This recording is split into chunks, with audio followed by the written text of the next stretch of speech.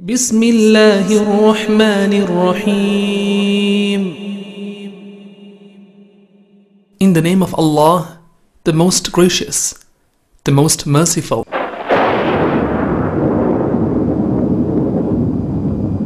بكلمة أعوذ بالله السميع العليم من الشيطان الرجيم. بسم الله الرحمن الرحيم. الحمد لله رب العالمين والصلاة والسلام على رسول الله صلى الله عليه وسلم. In the name of Allah, the most compassionate, the most merciful, all praise is due to Allah. We bear witness that no one is worthy of worship but Allah. We bear witness that Muhammad sallallahu alayhi wa sallam is indeed the final messenger. The best of speech is the book of Allah, and the best of guidance is the guidance of Muhammad sallallahu alayhi wa sallam. በአላህ ስም እጅግ በጣም ሩህሩህ እጅግ በጣም አዛኝ በሆነው አምልኮትና ውዳሴ ሁሉ ለጌታ ለአላህ ሰማያትና ምድርን ላዘጋጀ የተገባ ይሁን። እነሆ ከአንድ አላህ በስተቀር በእውነት የሚመለክ አምላክ አለመኖሩን እመሰክራለሁ። ነቢዩ ሙሐመድ አለይሂ ሰላቱ ወሰላም የአላህ ባሪያና መልእክተኛ መሆናቸውንም እንዲሁ እመሰክራለሁ። መልካም ንግግር ቅዱስና ንጹህ የጌታችን ቃል ቅዱስ ቁርአን ነው። እውነተኛና ትክክለኛ ምሪትም የተወዳጅ ነቢያችን አለይሂ ሰላቱ ወሰላም ምሪት ጎዳና ብቻና ብቻ ነው። አላሁ ሱብሓነሁ ወተዓላ መልካም ፍቃዱ ሆኖ አላህ ሱብሓነሁ ወተዓላ መልካም ፍቃዱ ሆኖ ባለፈው ሁለት ፕሮግራሞቻችን ላይ የተመለከትነው የነበረው ዲናችን አዲኑ አረባንያ ዲናችን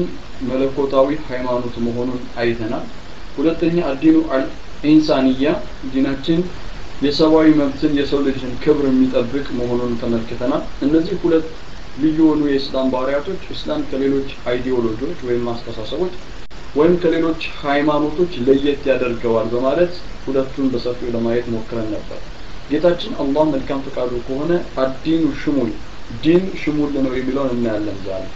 ዲን ሽሙል ነው ማለት Islam is the comprehensive religion. Islam is the comprehensive way of life and Islam is the comprehensive religion. ዲናችን እስልምና ማለት ሁለንተናዊ የሆነ ሃይማኖት ነው። ኢስላም ሁለንተናዊ ሃይማኖት ነው። ኢስላም ሁለንተናዊ ሃይማኖት ነው። ሁለንተናዊቱን ኢንሻአላህ ዛሬ በሶስተኛው የኢስላም ልዩ ባህሪያት ውስጥ የምናየው ርዕስ ይሆናል። ሁላችሁም ልቦናችሁን ከፍታችሁ ጆሮአችሁን ሰጥታችሁ እንድታደምጡ ፈልጋለሁ። እስልምና ሁለንተናዊነቱን ዲን ሽሙል መሆኑን የግዴታ ሁላችንም በነፍስ ወከፍ ልናውቀው ይገባል ብዬ ተስፋ አደርጋለሁ። ከዛ አንፃር the comprehensive way of the comprehensive method of the Islamic religion ሁለንተናዊ የሆነውን የኢስላምን ሃይማኖት ሁለንተናዊ የሆነውን የኢስላምን ህይወት ዛሬ የምንቃኝበት ሰዓት ላይ ደርሰናል። ዲን ሽሙል ነው ሲባል ዲን ሁለንተናዊነትን ያጠቃልላል ሲባል ምን ማለት ነው? ዲን ሁለንተናዊነትን ያጠቃልላል ሲባል የራሱ የሆኑ መገለጫዎች አሉት። ዲን ሁሉን ነገር ያጠቃልላል። ኢስላም ስለ ሁሉ ነገር የሚዳስስ ስለ ሁሉ አጀንዳ የሚያወራ ነው ስንል በጥቅሉ 8 ነጥቦችን ማየት ፈልጋለሁ። 8 ነጥቦችን እያንዳንዱን አልዘረዝራቸውም፣ ግን 8ቱንም ዲን ተቀላዊ የሆኑ ነገር እያንዳንዱ ኢስላም ሁለንተናዊ ሃይማኖት መሆኑን የሚያሳይባቸው የራሱ የሆኑ መገለጫዎችን ነው ለማንሳት የምፈልገው። ዲን ኮምፕሬሄንሲቭ ነው ሲባል ዲናችን ሁለንተናዊነት ነው ሲባል አንደኛ it is the universal and the continuity of religion ይህ ሃይማኖት ዩኒቨርሳል ሃይማኖት ነው። ዓለም አቀፍ የሆነ ሃይማኖት ነው። የሰው ልጆች ሁሉ የህይወት መምከት ትንሣኤ ቀን ድረስ መቆየት የሚችል ዲን ነው። እስከ ትንሣኤ ቀን ድረስ መቆየት የሚችል ሃይማኖት ነው። አንድ ሁለተኛ ደግሞ the concept of faith ስለ አቂዳ ስለ ሃይማኖት ስለ ትክክለኛው የጠራውና ንጹህ የሆነውን እምነት የሚያስተምር ዲን ነው። ስለ እምነት ጉዳዮች ያወሳል። ሶስተኛ using the intellect የሰው ልጆች አእምሮአቸው እንዲያስተነትኑ አእምሮአቸውን እንዲጠቀሙ የአላህን ፍጥረት በአእምሮአቸው እንዲያስተውሉና አላህ የኸለቀውን አእምሮ በትክክልና በአግባቡ እንዲያገለግሉት እንዲጠቀሙበት አፈላ ታቂሉን እያለ አትገነዘቡም እያለ ጥሪ ያቀርባል እና አእምሮ ላይ ትልቅ ስራ እንዲሰራ እስልምና በሩን ይከፍታል። ስለዚህ ስለ አእምሮ ጉዳይ ማውሳቱና ስለ ዕውቀት አጀንዳ ያነሳ በቁርአን ውስጥ የሚጠቅስልን እውነታዎች ዲናችን ሁለንተናዊነቱ አንዱ መገለጫ ነው። ሶስተኛ having good manners having good contacts ስለ መልካም ስብዕናዎች ስለ መልካም ባህሪያቶች ቁርአን ውስጥ ታገኛላችሁ። ቁርአን ስለ መልካም ስነ ምግባሮች ስለ መልካም እሴቶች ስለ መልካም ባህሎች ቁርአን ውስጥ ተጠቅሶ እናገኛለን። አምስተኛው dealing about business ቁርአን ስለ ቢዝነስም ያወራል። ሰዎች ቢዝነስ በሚፈጽሙበት ጊዜ ኢስላም ስለ ቢዝነስ ያስቀመጣቸው መስፈርቶች አሉ፣ ያስቀመጣቸው መርሆች አሉ። ይሄ ዲናችን ስለ እያንዳንዱ የህይወት ጉዳዮችን ጣልቃ ገብቶ አቅጣጫን የሚያስይዝ እምነት ስለመሆኑ አንዱ መገለጫ ነው። ሌላው dealing about the family ስለ ቤተሰቦቻችን ያወራል። ቤተሰቦቻችንን እንዴት ነው መንከባከብ ያለብን? ከቤተሰቦቻችን ጋር ያለው ሐላቃ ምን መምሰል አለበት? ባል ከሚስት ጋር፣ ሚስት ከባል ጋር፣ ባልና ሚስት ከልጆቻቸው ጋር እንዲሁም ከቤተሰቦቻቸው ጋር አጎት ካክስት ከእንደዚህ ከቤተሰብ በአጠቃላይ in general it deals about the family ስለ ቤተሰብ ጉዳይ ዲል ያደርጋል። ሌላው dealing about country ስለ ሀገር ጉዳይ ስለ ዓለምም ጉዳይ ኢስላም ጉዳዩ ስለ ሀገርም ሆነ ስለ ዓለም ጉዳይ ያገባዋል። ስለ ዓለምም ስለ ሀገርም ጉዳይ አቅጣጫን የሚያሳይ መልካምን እሴት መዘርጋት የሚችል ምርጥ ትውልድን መፍጠር የሚችልበትን መስመር አዘጋጅቷል። በስተመጨረሻ ስምንተኛ ላይ dealing about the hereafter ስለ ቀጣዩ ዓለምም ያወሳልናል። አሁን እነዚህ ያወሳቸው ነገሮች ዲን ዩኒቨርሳል መሆኑ ለሁሉም ሰው መምጣቱ ቀጣይነት ያለው ሃይማኖት መሆኑን እስከ ትንሣኤ ቀን አቂዳን ማጥራቱ አእምሮን በእውቀት መሙላቱ ስብዕናን በመልካም ባህሪያቶች ማጨቁ ስለ ቢዝነስ ማውራቱ ስለ ቤተሰብ ማውራቱ ስለ ሀገር ማውራቱ ከዚህም ባሻገር ደግሞ እኛ ወደ ቀጣዩ ዓለም እንደምንሸጋገር ግልጽ ስለሆነ ስለ ቀጣዩ ዓለም ስለ አኺራም ያወሳልናል። እነዚህ ነጥቦች እንዳለ የምናገኛቸው ቁርአን ውስጥ ነው። ይሄንን ሁሉ አስተሳሰብ የምናገኘው ከቁርአን ምንጭ ስንጎነጭ ነው። እነዚህ ሁሉ አስተሳሰቦች ከኢስላም የሃይማኖቱ የእምነቱ ምንጭ ከሆኑት ከቁርአንና ከሐዲስ ነው የምናገኘው። ይሄ ምን ያሳየናል? ዲን ሁለንተናዊ ነው። ዲን ኮምፕሬሄንሲቭ ነው። በእያንዳንዱ የህይወት ጉዳያችን ውስጥ ጣልቃ እየገባ አቅጣጫችንን የሚያሳምር ህይወታችንን መስመሩን የሚያስይዝ ዲን ነው እንላለን። ለዛሬው ግን ኢንሻአላህ ጥቂት ነጥቦችን እያነሳን ዲን ሽሙልነቱን ዲን ኮምፕሬሄንሲቭ መሆኑን ይህ ሃይማኖታችን የተሟላ መመሪያ ሆኖ ሁለንተናዊ መሆኑን ለማሳየት እሞክራለሁ። እስልምና ሁለንተናዊ ወይም ኮምፕሬሄንሲቭ ከሆኑባቸው መገለጫዎች መካከል አንዱ እስከ ዓለም ፍጻሜ ድረስ ያሉ የሰው ዘርን ሁሉ የሚያጠቃልል ሃይማኖት መሆኑ ነው። እስከ የሰው ዘር ፍጻሜ ድረስ የአደም ዘር በምድር ላይ እስኪጠፋ ድረስ እስከ መጨረሻው የትንሣኤ ቀን ድረስ ላሉ የሰው ልጆች ሁሉ መመሪያ የሚሆን መጽሐፍ ነው። ቁርአን ይዘው ቁርአን ራሱ ማለት ነው። ኢስላምም የያዛቸው በውስጡ ህግጋቶች፣ ስርዓቶቹ፣ እሴቶቹ፣ ባህላቶቹ በአጠቃላይ የሚያሳዩት ለአረብ ብቻ አይደለም የሚያገለግለው አሊያም ለአውሮፓ ብቻ አይደለም ወይም ለአፍሪካ አይደለም አሊያም ለኤዥያ አይደለም። በአጠቃላይ የሰው ዘር ነጭ ጥቁር ሀብታም ድሃ መሪ ተመሪ አዋቂ ጃሂል ሁሉንም አጠቃልሎ የሰው ዘርን በአጠቃላይ እስከ ትንሣኤ ቀን ድረስ ማጠቃለል የሚችል ዲን ነው። ለዚህ ደግሞ የነብዩ አለይሂ ሰላቱ ወሰለም ተልእኮ አንዱ መገለጫው ነው። ይህ ማለት ደግሞ እስላም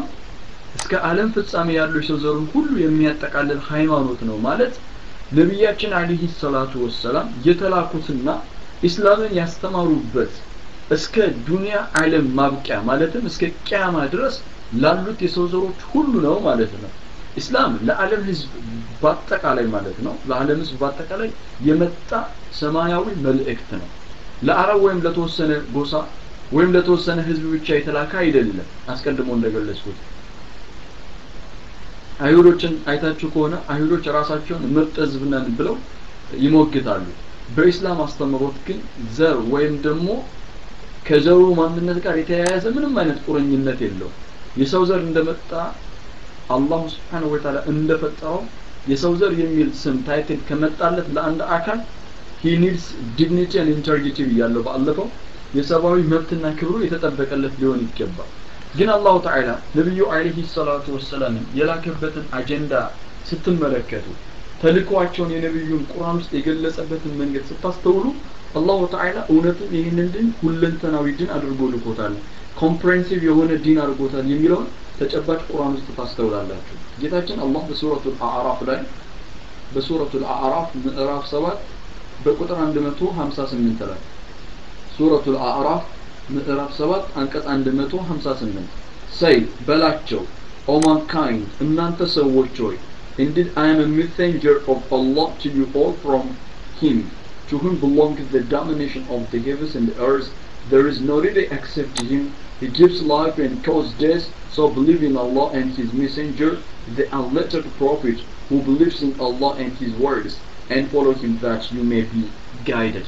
Subhanallah. Muhammad ሆይ በላቸው አለይሂ ሰላቱ ወሰላም እናንተ ሰዎች ሆይ እኔ ወደ እናንተ ወደ ሁላችሁም የአላህ መልእክተኛ ነኝ ወደ ሁላችሁም የሰው ዘር የተላኩኝ የአላህ መልእክተኛ ነኝ በላቸው እርሱም ማለትም አላህ ማለት ያ የሰማያትና የምድር ንግስና ለእርሱ ብቻ የሆነ እርሱ እንጂ ሌላ አምላክ የሌለ ያው ያደርጋል ይገላልም በአላህ በአላሁ ተዓላ በቃላቶቹ በሚያምነው የማያነብና የማይጽፍ ነብይ በሆነው መልእክተኛ እመኑ ቅኑን መንገድ ትመሩ ዘንድ ተከተሉት ይላል አሁን ቅኑን ዘንድ መንገድ መመራት ይፈልጋል ሁለንተናዊ የሆነ የህይወት መስመር ውስጥ መግባት ይፈልገ ነብዩ አለይሂ ሰላቱ ወሰላምን መከተል ይገባዋል ነብዩ አለይሂ ሰላቱ ወሰላምን የላካቸው አካል ማን ነው ስትሉ ያ ሰማያትና ምድር ሁሉ ንግስና ለእርሱ ብቻ የሆነ ከእርሱ በስተቀር በእውነት የሚመለክ አምላክ የሌለ በሱ ዓለምን በመፍጠር ረገድ ተጋሪ ማንም አካል ስለሌለው በመመለክ ረገድም ተጋሪ የሌለውን ጌታን አላህን ልታመልኩ አላህ ማለት ደግሞ ፍጥረታትን ህያው ማድረግ የሚችል ካልነበሩበት ወደ መኖሩ ዓለም የሚያመጣ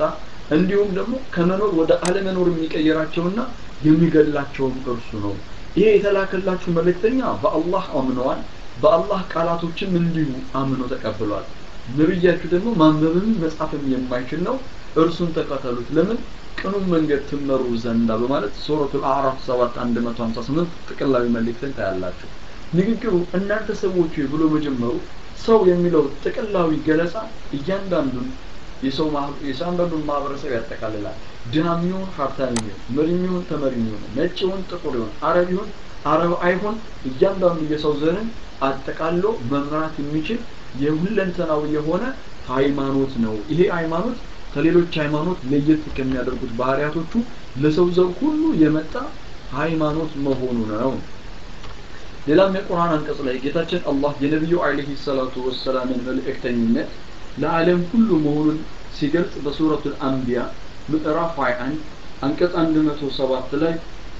وما أرسلناك إلا رحمة للعالمين we have sent you but to be the mercy for all the worlds ለዓለማት ሁሉ እዝነት አድርገን እንጂ ለሌላ አላክንህም ይላቸዋል ነብዩ አለይሂ ሰላቱ ወሰላም ለዓለማት ሁሉ እዝነት ተደርገው ነው የተላኩት አብዱላህ ኢብኑ አባስ ረዲየላሁ ዐንሁ العالمين النبي عليه الصلاة والسلام ለዓለም ሁሉ የተላኩ ናቸው ዓለሚን የሚለውን የቁርአን አንቀጽ ወይም ወርልድስ የሚለውን ወይም ዓለማት የሚለውን የቁርአን አንቀጽ ሲፈስሩ ነብዩ አለይሂ ሰላቱ ወሰላም ለሰውም ለጁኑ ህይወት ላለውም ህይወት ለሌለውም ነገር እዝነት የተሞላባቸው አዛኝ ሆነው ተልከዋሉ ማለት ነው በማለት ይሄን የቁርአን አንቀጽ ይተረጉሙታል ይፈስሩታል በዚህ መልኩ ስለዚህ ጀነራል የምናየው ነብዩ አለይሂ ሰላቱ ወሰላም ለሰው ዘር ሁሉ ለፍጥረት ሁሉ አዛኝ ሆነው ተልከዋሉ ቁርአንን በሱረቱ ሰብእ ምዕራፍ 34 በሱረቱ ሰብእ ምዕራፍ 34 ቁጥር 28 ላይ በሱረቱ ሰብእ ምዕራፍ 34 ቁጥር 28 ላይ and we have sent you except comprehensively to mankind as a bringer of good tidings and a warner but most of the people deny now subhanallah አስተውሉ አንተንም ነብዩ አለይሂ ሰላቱ ወሰላም ማለት ነው አንተንም ለሰዎች ሁሉ በመላ በጀነት አብሳሪ በጀሃነም አስጠንቃቂ አድርገን ቢሆን እንጂ አላክንህም ግን አብዛኞች ሰዎች ይሄንን አያውቁም አብዛኞች ሰዎች ይሄንን አያውቁም እንጂ እኛ እኮ ለሰዎች ሁሉ በመልካም እንታበሰብ በጀሃነም ደግሞ ከክፉ ነገር የምታስፈራራና የምታስጠነቅቅ አድርገን ልከናል ገና ብዙ ሰዎች ይሄንን እውነታ አያውቁም ኮምፕሬሄንሲቭ የሆነ መልእክት ነው ይዘው የመጣው የተሟላ የሆነ ራዕይ ነው የወረደለት ለሰው ዘር ሁሉ የሚደርስ ዘመን ተሻጋሪ የሆነ መልእክትን ትንሳኤ ድረስ መቆየት የሚችልን እጹብ ድንቅ የሆኑ ሐሳቦችን ነው ያመጣው ለዚህ ደግሞ ማረጋገጫ ቁርአን ራሱ የሚነግረን አለ ነብዩ አለይሂ ሰላቱ ወሰላም የተሰጣቸው ራዕይ የተሰጣቸው መልእክት ዓለምን በሁሉ የሚያናግር ነው የሰው ዘር ሁሉ የሚያናግር የሆነ መለኮታዊ ራዕይ ነው ቁርአን በሱረቱል ፉርቃን እውነትና ሐሰትን በሚነጥለው መጽሐፍ በሱረቱል ፉርቃን ምዕራፍ 25 የመጀመሪያው አንቀጽ ላይ በሱረቱል ፉርቃን ምዕራፍ 25 የመጀመሪያው አንቀጽ ላይ blessed is he who sent down the criterion upon his servant that he may be to the world a warner. ያ ፉርቃንን ማለትም እውነትን ከሐሰት የሚነጥለውን መጽሐፍ በባህራው ላይ ለዓለማት አስፈራሪ ይሆን ዘንዳ ያወረደው አምላክ ክብርና ጥራት ተገባው ይላል። ያ ፉርቃንን እውነትን ከሐሰት የሚነጥለውን ድንቁን መጽሐፍ በባህራው ላይ ለዓለማት አስፈራሪ ይሆን ዘንዳ አያ ለዓለማት ሁሉ ምን ይሆን አስፈራሪ ይሆን ዘንዳ ያወረደው አምላክ ክብርና ጥራት ተገባው ክብርና ጥራት ተገባው። ስለዚህ የኢስላም መልእክቱ ኮምፕሬሄንሲቭ ነው። ለሁሉም የሰው ዘሮች ማናገር በሁሉም ዘመን ላይ ማገልገልና መስራት የሚችል ነው። ሰው እኮ የቀረጸው ህግና ስርዓት በጣም በዛ ከተባለ 100 ዓመት አሊያም 200 ዓመት ሊቆይ ይችላል። ነገር ግን 14 ክፍለ ዘመናት ሁሉ የተሻገረ ያልተበረዘ ያልተቀላቀለበት ኮምፕሬሄንሲቭ የሆነ ሃይማኖት ቢኖር ዲን ኢስላም ብቻና ብቻ ነው። ይሄ ሁለት የመጀመሪያው እስልምና ሁለንተናዊ ከሚያሰኘው ነጥቦች መካከል ነው። ሌላው እስልምና ኮምፕሬሄንሲቭ ወይም ሃይማኖታችን ሁለንተናዊ ለመሆኑ መገለጫው እስላማዊ ህግ ሁሉን የህይወት ዘርፍ ያጠቃለለ ስለሆነ ነው። እስላማዊ ህግ ሁሉንም የህይወት ዘርፍን ያጠቃለለ ነው። ይህ ማለት እስላም ለሁሉም የህይወት ዘርፋችን መመሪያና ስርዓትን አበጅቷል። አላህ የሰው ልጆችን ፈጥሮ የሰው ልጆችን አስገኝቶ ሲያበቃ እንዲሁ ያለ ህግና ስርዓት አልተዋቸውም። እንደ እንስሳት ልቅ አላደረጋቸው። እንስሳት ዓላማ የላቸውም። ሰው በዓላማ ነው የተፈጠረው። ሰው የቆመለት ዓላማ አለ። የሰው ልጅ የተፈጠረበት ዓላማ አለ። ይህንን ግቡና ዓላማውን ጌታ አላህ ያዘዘውን ተግባር እግብ እንዲያደርስ የተፈጠረ ፍጡር ነው። ስለዚህ የሰው ልጅ ከራሱ ጀምሮ ከሌሎች ጋርም የሚኖረውን ግንኙነት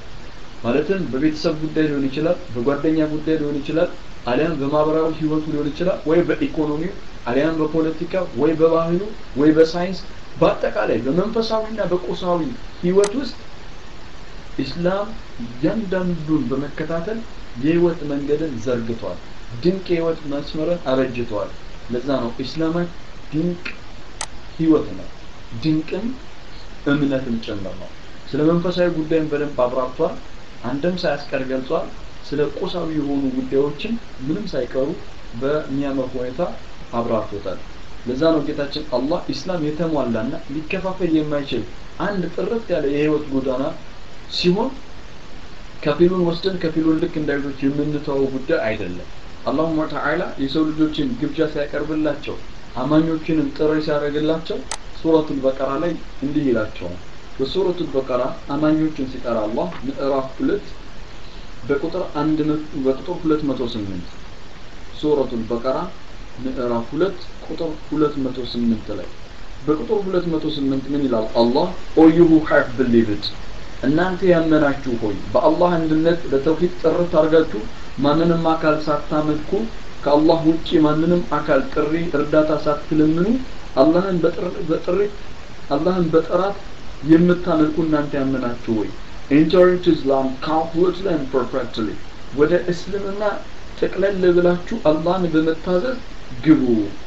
do not follow the footsteps of shaitan and he is to you a clear enemy የሸይጣን እርምጃዎችን አትከተሉ። ለምን? እርሱ ሸይጣን ማለት ለእናንተ ግልጽ የሆነ ጠላታችሁ ነውና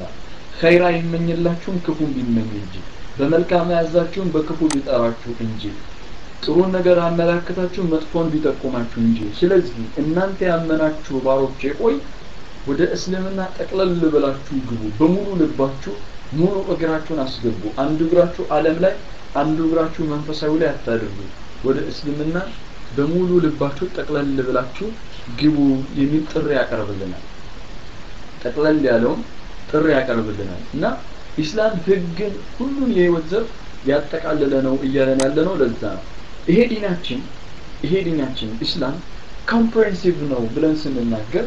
ጥቅላዊ ነው ሁለንተናዊ ነው ስንል አንደኛ እስልምና ስለ ፌዝ ስለሚያወራ ነው። it deals about faith ስለ አቂዳ ጉዳዮች ስለሚያወራ ነው። እስቲ ሁለንተናዊ ነው እስልምና የምንለው ከምን አንፃር? አንደኛ ስለ አቂዳ ጉዳይ ስለሚያወራ ነው። ምን ማለት ነው አቂዳ ስንል? አቂዳ ስንል እዚህ ቦታ ላይ ማሳየት በዋነኝነት የሚፈልገው የፈጣሪን እሳቦትን በተመለከተ ሰዎች ስለ ፈጣሪ እሳቦት በተለይ ከእስልምና ውጭ ያሉ አስተምህሮቶች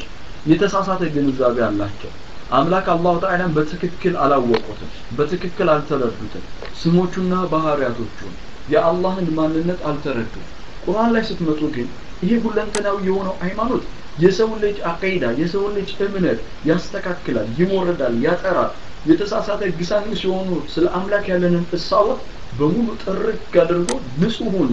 ጥርት ያለውን የአላህን ማንነት ሱብሃነከ ያ ረብ እንደምንለው ጥርት ያለውን ጌታ ያሳየናል ለምሳሌ ልጅ ወልደዋል ብለው ለሚናገሩ የተሳሳተ አቂዳ ላላቸው አቂዳቸውን እንዲህ በማለት ይቀርፍላቸዋል ያርመላቸዋል ያስተካክላቸዋል ከጥፋት ጎዳና ወደ እውነት ይመልሳቸዋል ሱረቱል መርየም ላይ ተመልከቱ በሱረቱል መርየም ምዕራፍ 19 ቁጥር 88 ጀምሮ መርየም 19 ከቁጥር 88 ጀምሮ እስከ 93 ያለውን ለመመልከት እንሞክር ምን ይላል አላህ and they say the most merciful has taken for him a son ar-rahman azanyu amlak lijaza walad alu Allah you have done an extortion thing the heavens almost rupture and the earth splits open and the mountains collapse in diversion ከዚህ ንግግራቸው ይሄ ቅጥፈት ነው ከዚህ ንግግራቸው የተነሳ ማለትም አላህ ልጅ አለው አላህ ወልዷል ከሚለው እብለትና ቅጥፈት ንግግራቸው የተነሳ ሰማያት ስሜት ቢኖራቸው ሊቀደሉ ምድር ስሜት ቢኖራት ልትሰነጠቅ ጋራዎችም ስሜት ቢኖራቸው ተንኮታኩተው ለወደቅ ይቃረቡ ነበር ለምን ስትሉ ቁጥር 91 ላይ ምላሽ ይሰጣል that they attribute to the most merciful son ለአዛኙ አምላክ ለአርራህማን ልጅ አለው ብለው በመናገራቸው ሰበብ ሰማይ እኮ ስሜት ቢኖራት ትቀደል ነበር ምድር እኮ ስሜት ቢኖራትና ብታው ተተረተሩ ነበር ጋራዎች እኮ ይሄን ያህል ጋራዎች በጣም ጠንካራ ምድርን ቆንጥጠው የያዙ ምድር እንዳትገፈገፍ ወጥረው የያዙ ተራሮች ንኩትኩት እርግፍግፍ ብለው ታያቸው ነበር ለአዛኙ ለአምላክ ለአላህ ልጅ አለው ስላሉ ቁጥር 92 ላይ ምን ይላል it is not appropriate for the most merciful that he should take a son ለአዛኙ አምላክ ለአርራህማንማ ልጅን መያዝ ፈጽሞ አይገባው ፈጽሞ አላህ እንደዚህ አይነት ባህሪ አይገባው ሱብሃነከ ያ ረብ ቁጥር 93 ላይ ምን ይላል there is no in the heavens and the earth but that comes to the most merciful as a servant በትንሣኤ ቀን በሰማያትም በምድር ውስጥ ያሉት ሁሉ ለአርራህማን ባሪያ ሆነው እንጂ የሚመጡ አይደለም ማለት አያችሁ እንዴት አቂዳን እንዴት እንደሚያጸዳ እምነትን እንዴት እንደሚያስተካክል ግሳንግሳን መረካከትን እንዴት እንደሚቀርብ ሱብሃንአላህ የቁርአን ውበት አጃይብ ነው በጣም ኢስላም ሁለንተናዊ ነው ስንል ይሄ ነው አቂዳን ያስተካክላል አቂዳን ያረማል አምላክ ደግሞ በቁጥር ከሁለት በላይ ነው ብለው ለሚያስቡ በቁጥር ከሁለት በላይ ነው ለሚሉ ሶስት ነው ለሚሉ ምን ይላል አላህ ሱረቱል ማኢዳ ምዕራፍ 5 ቁጥር 73 ላይ ያረማቸዋል ሱረቱል ማኢዳ ምዕራፍ 5 ቁጥር 73 ላይ they have certainly displayed those who say Allah is third of three እነዚህ አላህ የሶስት አንድ ሶስተኛ ነው ያሉ በእርግጥ ከእምነት መስመር ወጡ ካዱ ይላል ይሄ የእምነት መገለጫ አይደለም የእምነት ፍሬ አይደለም የክህደት መገለጫ ነው አላህ አህዳውና ብቸኛ ሆኖ ሳለ በሶስትነት ወይም በሁለትነት ሊመስሉት አይገባም ሌላው ደግሞ ምን አይነት አቂዳን ያርማል ይሄ ሁለትነት ሶስትነትን አረማል ቀጥሎ ደግሞ ምን አይነት አቂዳን ያርማል መሰላችሁ እስልምና ቀጥሎ ምን አይነት አቂዳን ያርማል የአላህ ተዓላን ምስል ለሚመስሉ አላህ ይሄንን ነው የሚመስለው ብለው ለሚመስሉ ጌታ አላህ አምሳያና ብጤ እንደሌለው አቂዳቸውን ያስተካክላል እንዲህ ሲል ያርማቸዋል በሱረቱል መርየም ምዕራፍ 19 ላይ ሱረቱል መርየም ድምጽ አይሰማም እንዴት ነው ያ ጀማዓ ድምጽ አይሰማም ጥሩ አይደለም ከቀድሙ አሁን በደንብ ድምጽን ከፍ አድርጌ እየተናገርኩ ነው ለኔ ጥሩ ነው ይመስለኛል ኸይር ማሻአላህ በሱረቱል መርየም ምዕራፍ 19 ቁጥር 64 ላይ አቂዳን ያርማል እምነትን ያስተካክላል ምን የሚለው አላህ አምሳያ ያለው ብጤ ያለው ብለው ለሚያስቡ ሰዎች እንዴት አርጎ አቂዳን እንደሚያስተካክል ያ ጀማዓ እንዴት ነው እኮ ሊገባኝ አልቻለም ድምጽ አይሰማም እንዴ ማይክ ገዝቼ ማይኬን አስተካክያለሁ ድምጼን በጣም ጮክ እያደረኩ ነው የምናገረው እንዴት ነው እሺ ኸይር ሙላግዲ ጀዛኪላህ ሱረቱል መርየም ምዕራፍ 19 ቁጥር 34 ላይ አቂዳን ሲያስተካክል እምነትን ሲያስተካክል ምን ይላል አላህ አምሳያ ብጥ ያለው ለሚሉ ሱረቱል መርየም 19 ቁጥር ይቅርታ 65 ላይ በቁጥር 65 Lord of the heavens and the earth Allah የሰማያትና የምድር ፈጣሪ ነው and whatever is between them በሰማያትና በምድር መካከል ያሉትን ጌታ ነው so worshiping እርሱን በብቸኝነት ተገዛው and have patience for his worship እርሱንም በማምለክ ላይ ታገስ do you know of any similarity to him ለጌታ አምሳያን ታውቅለታለህ ይላል አላህ አምሳያ ታውቃለህ እንዴ አላህ አምሳያን እንዴት ታደርጉለታላችሁ አላህ ምንም በሰማያትም ሆነ በምድር አምሳያና ብጤ የሌለው ጌታ ነው እንዲህም ሲል እውነት ተናገረ ሱረቱ ሹራ ምዕራፍ 42 ቁጥር 11 በሱረቱ ሹራ ምዕራፍ 42 ቁጥር 11 ላይ there is nothing like him he is the all hearer and the all seer ለእርሱ አምሳያ ብጤ የሚባል ነገር ለአላህ የለው እርሱ ሰሚውና ተመልካቹ ነው ሰሚውና ተመልካቹ ነው አላህ አምሳያና ብጤ የለው አቂዳን በዚህ መልኩ ያርማል አቂዳን በዚህ መልኩ ያስተካክላል ኢስላም ሁለተኛ ዲናችን ሁለንተናዊ ነው ስለ እምነት ማስተካከል ስለ እምነት ጉዳዮች ብቻ አይደለም የሚያወራው it deals about intellect አእምሮን በጣም ማናገር የቻለ ዲን ነው አእምሮአችንን ማሰራት የቻለ ዲን ነው አእምሮአችንን የሚያጠፍ ዲን ነው አእምሮአችን የተሳሳቱ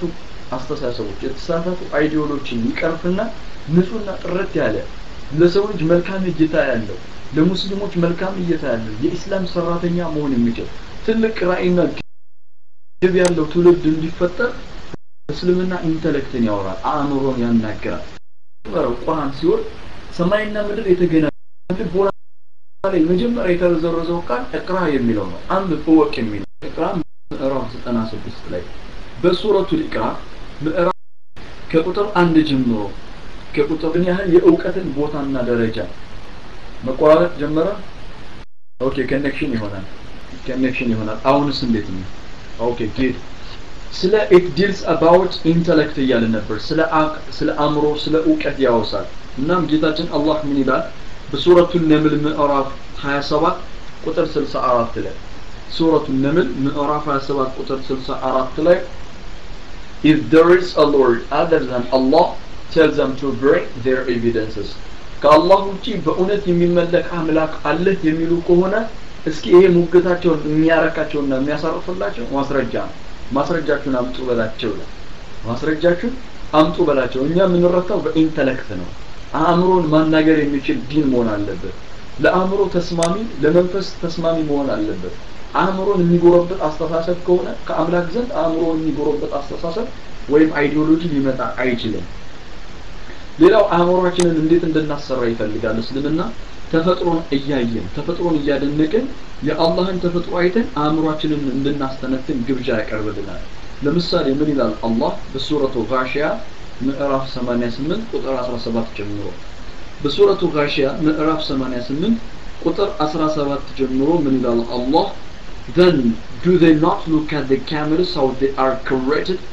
ግመሎች እንዴት እንደተፈጠሩ አይመለከቱም ምን ይላል አእምሮአችንን እንድናስተነትን ግመሎች እንዴት እንደተፈጠሩ አይመለከቱም ምን ቁጥር 18 ጋሺያ ምዕራፍ 88 ቁጥር 18 and at the sky how it is raised ሰማይም እንዴት ከፍ እንደተደረገች ቁጥር 19 and at the mountains how they are erected ተራሮችን በመድር ላይ እንዴት እንደተተከሉ and at the earth how it is spread out ምድርን እንዴት እንደተዘረጋች አያስተውሉም አይመለከቱም አያስተነትኑም ይሄ ነው አቅል ያለው ሰው ያስተውላል የአላህን ተፈጥሮ ያደንቃል ያለ አንዳች ዓላማ ጌታ ያልፈጠረኝም ብሎ እንዲረዳ እንዲያስተውል ያደርገዋል ነው ኢስላም ሱብሃንአላህ አእምሮአችንን እንድናስተነትን አእምሮአችንን እንድንጠቀም እስልምና ግብዣ የሚያቀርብልን ኢንተሌክቹዋል የሆነ አእምሮን ማናገር የሚችል ዲን ስለሆነ ለዛ ነው ሱረቱል አበስ ምዕራፍ 80 በሱረቱል አበስ ምዕራፍ 80 ቁጥር 24 ላይ ምን ይላል then let man know or look at his food የሰው ልጅ እስቲ ወደ ምግቡ ይመልከት ይላል ወደ ጣዕም ይሄ ምግቡ እስቲ የሚበላውን ምግብ ያስተውለው ከሰማያት ዝናብ አውረደን በታምራዊ መንገድ ምድር ህያው ሆና ፍሬን አፍርታ ቡቃያን አብቅላ አንተ እጅና አንቺ እጅ ላይ ደርሶ የምትመገቡት ምግብ ሰው ይሄን ያስተነትንም እንዴ አላህ ሰማይ ከሰማይ ዝናብ ባያወርድ ምድር እንድታበቅል ባያደርጋት ኖሮ አንተ እኮ ምግብን ባልተመገብክ ነበር እስኪ ምግብህን አስተውለው ተመልከተው በምግብህ በምትመገበው የአላህን ታምር ታስተውላለህ use your mind እባክህን አእምሮን አስተንትን ተጠቀም እያለ ነው የሚያስተነትን አእምሮአችሁን ተጠቀሙበት አስተንትኑ ካስተነተናችሁ ኢንተሌክት ነው ይሄ ዲን ይሄ ሁለንተናዊ ዲን ነው የምንለው ለዛ ነው ሁለንተናዊ ዲን ነው ብለን የምንገልጸው ከዚህ አንፃር ነው በሌላም ስፍራ አላህ ምን ይላል በሌላም ስፍራ ላይ አእምሮአችንን እንድናስተነትን ስንገልጽ ሲያስተምረን ምን ይላል ለምሳሌ የቻርልስ ዳርዊን ቲዮሪ ወይም የሌሎችን ቲዮሪ ስታዩ ሰው በአጋጣሚ ነው ባይ ቻንስ ነው የመጣው ይላሉ እንዴ ሰው ባይ ቻንስ መጣ ተብሎ ሊገለጽ ይችላል ሰው ባይ ቻንስ ሊመጣ አይችልም በፍጹም ባይ ቻንስ እንዴት ሊመጣ ይችላል እስቲ አእምሮአችሁን ተጠቅማችሁ አስተንትኑ ይላል አላህ ምን ይላል ሱረቱ ቂያማ ላይ ከፍታ አስተውሉ በሱረቱ ቂያማ ምዕራፍ 75 ቁጥር 36 ጀምሮ በሱረቱ ቂያማ ምዕራፍ 75 ቁጥር 36 does man think that he will be left neglected ሰው እንደው ዝም ብሎ የሚተው ይመስለዋልን ይላል ቁጥር 37 had he not been a spur from semen እንዴ እሱ ደካማ የሆነው ፈሳሽ ስፐርም አልነበረም እንዴ ይላል ሁላችንም እንግዲህ ምንጫችንን አስተውሉ ከየት እንደመጣ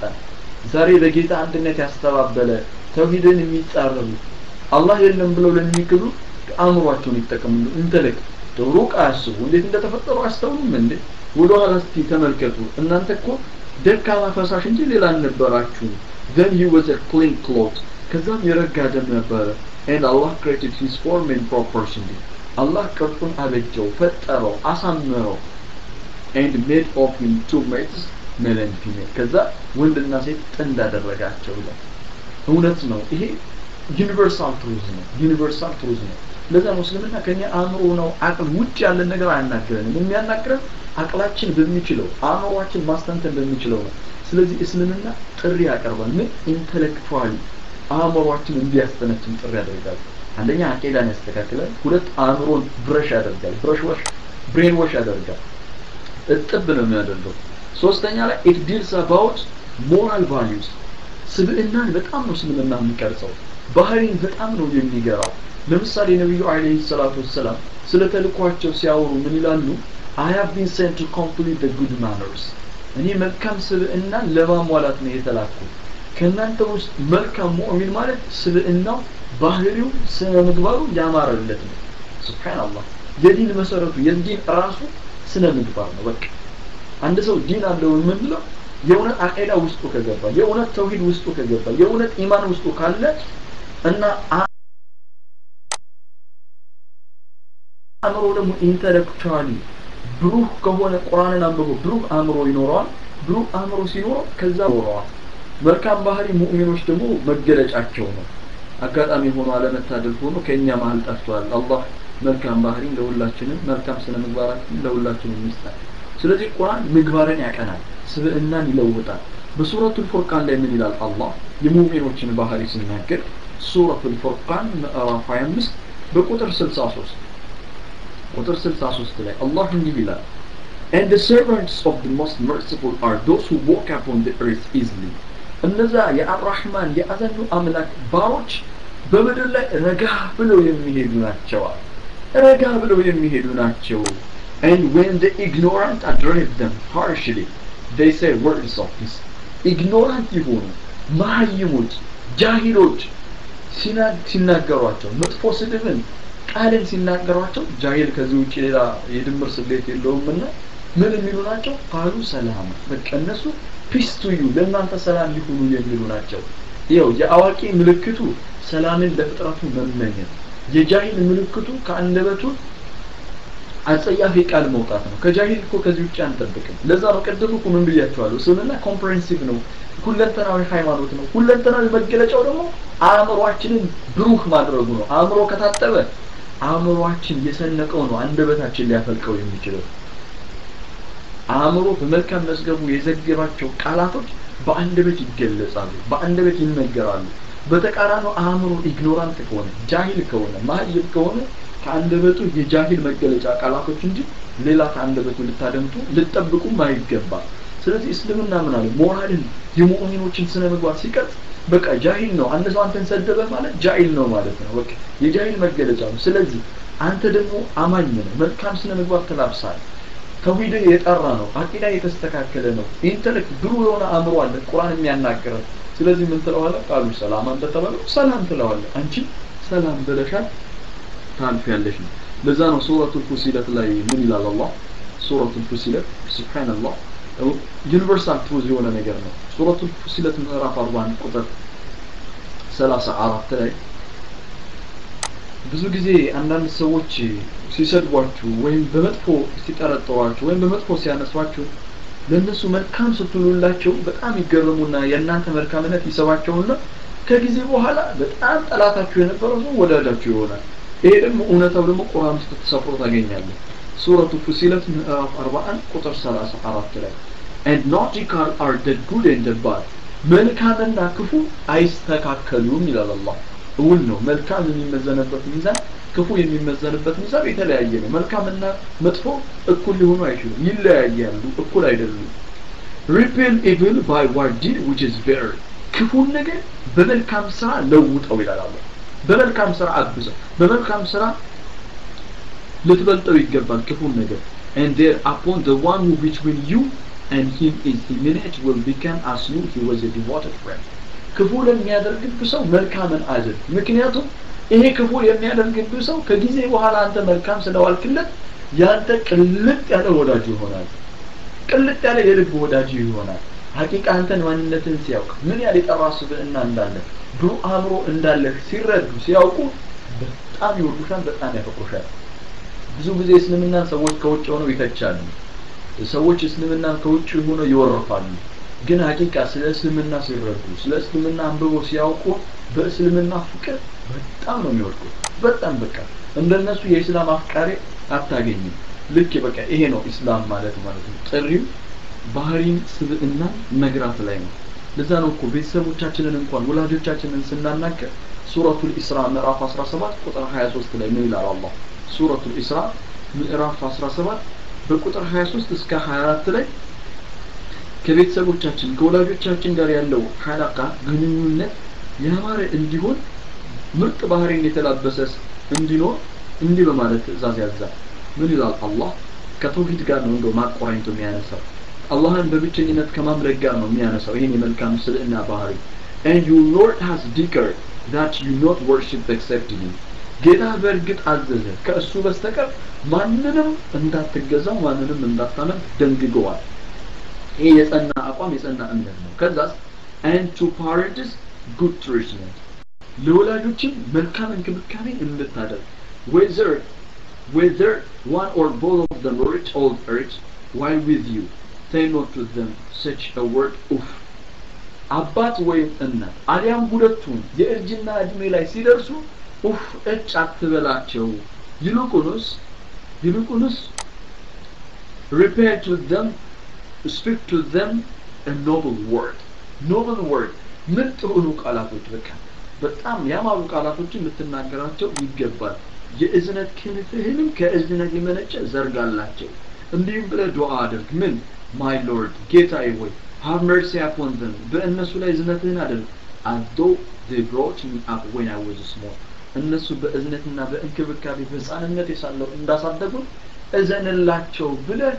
ዱዓ አድርግ ይላል አላህ ይሄ ነው በቃ መልካም ስነ ምግባር ማለት ይሄ ምዕራቡ ዓለም ተመርያለሁ ሰልጥኛለሁ ይላል ግን አባቱ ላይ ፖሊስ ይጠራበታል ይሄ ማለት በቃ ይሄ ነው አቂዳን ተስተካከለ ኢንተሌክት ማለት የሌለው ስብዕናው ያልተለወጠ ትውልድ ማለት ይሄ ነው እና እስልምና ሊቀርጽ የሚፈልገው ሊያበጅና ሊያዘጋጅ የሚፈልገው ትውልድ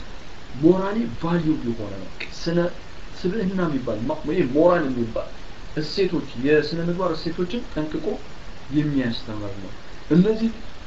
ነገሮች አስተምሮ ሲያበቃ ለብቁ ዓላማ ያዘጋጀዋል የአላህን ህግና ሥርዓት በራሱ ላይ መተግበር የሚችል በአላህ ህግና ሥርዓት የሚመራ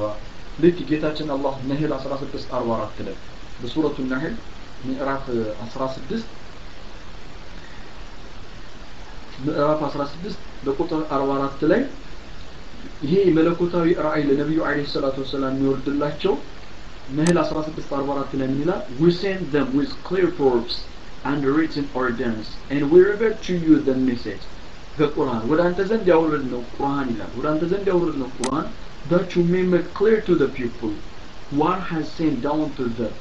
ለነዛ ለሰዎች የወረደላቸውን መልእክት ግልጽ አድርገህ ታብራራላቸው ዘንድ ነው and they may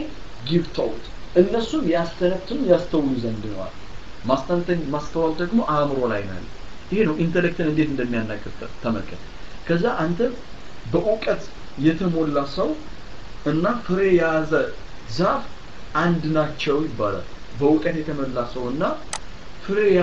ያዘ ወይ ፍሬ የተሸከመ ዛፍ አንድ ናቸው ሁለቱ ምን አላቸው ተዋዕዶ አላቸው ይተናነሳሉ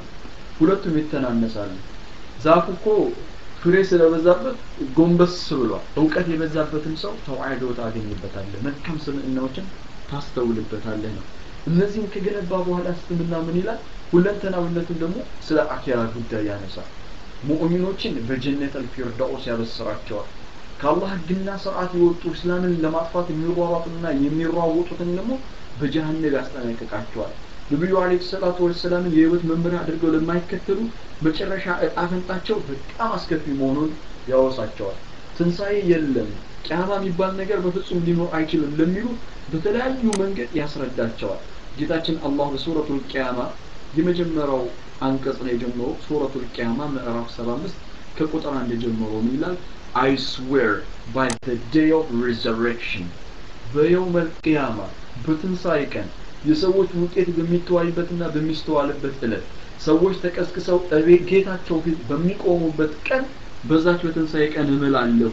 ቁጥር 2 ላይ ይላል and I swear that by the reapproaching soul to the certainty of the resurrection እንዲሁም ደግሞ ነፍሷን ወቃሽ በሆነች ነፍስ ኃጢአት ሰርታ ወንጀል ከፈጸመች በኋላ ነፍሷን ወቃሽ በሆነች ነፍስ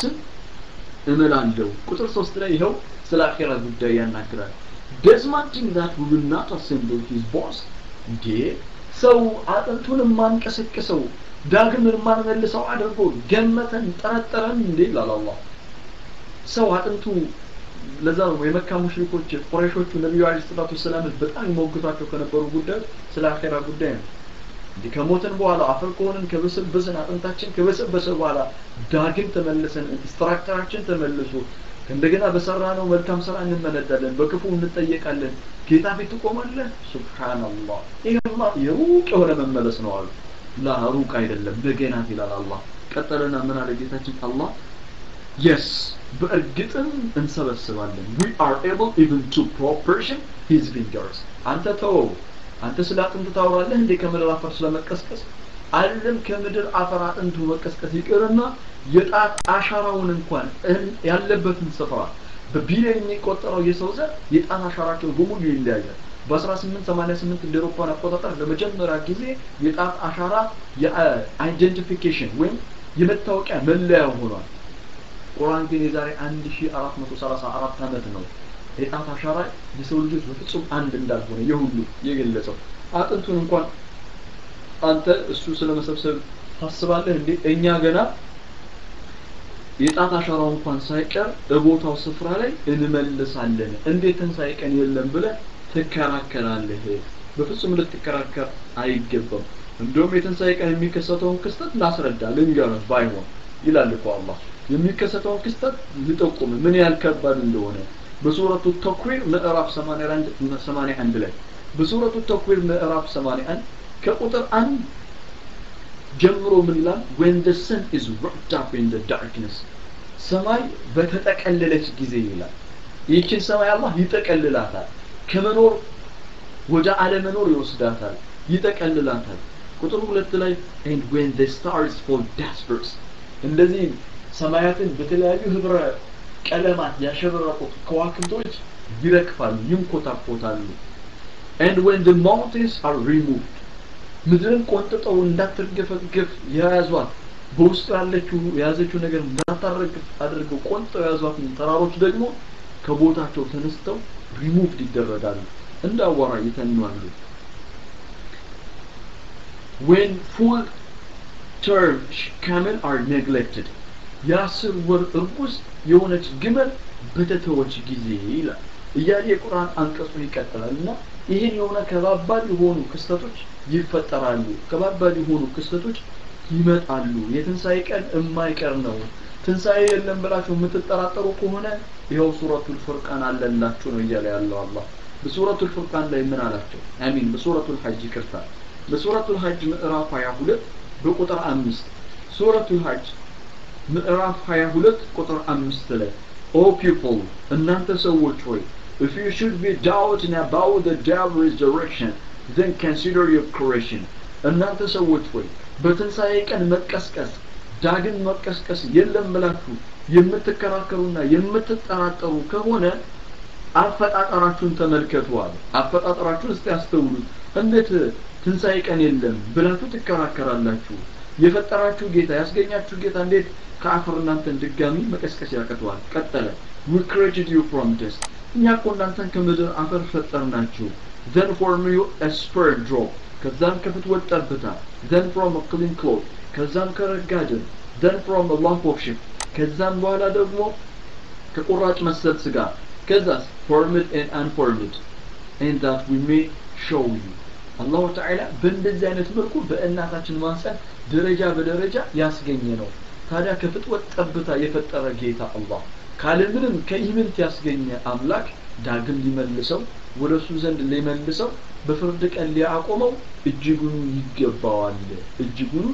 አላህ ይገባዋል መፍጠር ቢከብድ ኖሮ ሰማያትና ምድርን መፍጠር ይከብድ ነበር እናንተን ከመፍጠር እንዳለው ማለት ነው ስለዚህ ኢን ጀነራል በጥቅሉ ዲናችን ኮምፕሬሄንሲቭ ነው ሁለንተናዊ ነው ስለ ሁሉም አጀንዳ ያነሳል ስለ ሁሉም አጀንዳ ያትታል ስለ ማህበራዊ ጉዳይ ስለ ኢኮኖሚ ስለ ፖለቲካው ስለ አቂዳ ስለ እምነት ስለ አእምሮ ስለ ዕውቀት ስለ መልካም ስነ ምግባር ስለ ቤተሰብ ስለ ዘመድ ስለ ቢዝነስ ስለ ሀገር ስለ ዓለምና ስለ ቀጣዩ ዓለም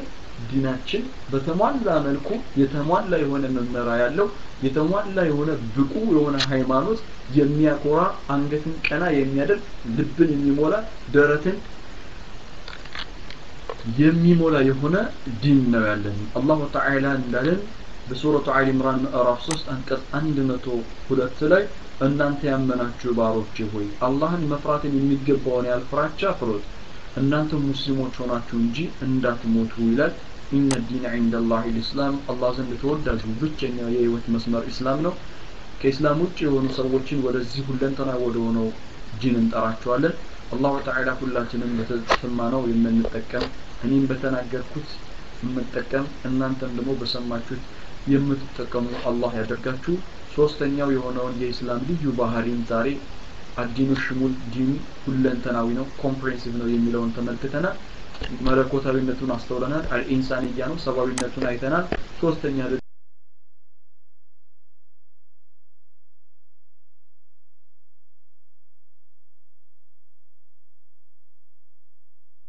ደግሞ ሁለንተናዊነቱን አይተናል አራተኛ ኢንሻአላህ በቀጣዩ ደግሞ አልወሰጥ ዲናችን ነው የሆነ ዲን ነው የሚለውን በቀጣዩ ኢንሻአላህ በሰፊው ለማየት ሞክራለሁ ምናልባት ቀጣዩ ዳናዊነትን ምን ያህል እንደሚያበረታታና የኢስላም መገለጫ ባህሪ መሆኑን የማሳይበት ዕለት ስለሆነ ስንፈኝነት በእስላም ምን ያህል እንደተወገዘ ጠርሰኝነትን ደግሞ እስልምና ምን ያህል እንደተቃወመ ሚዛናዊነትን ምን ያህል እንዳጸደቀ የምናይበት ዕለት ይሆናል አላህ በሰላም የዛን ቀን ያገናኘን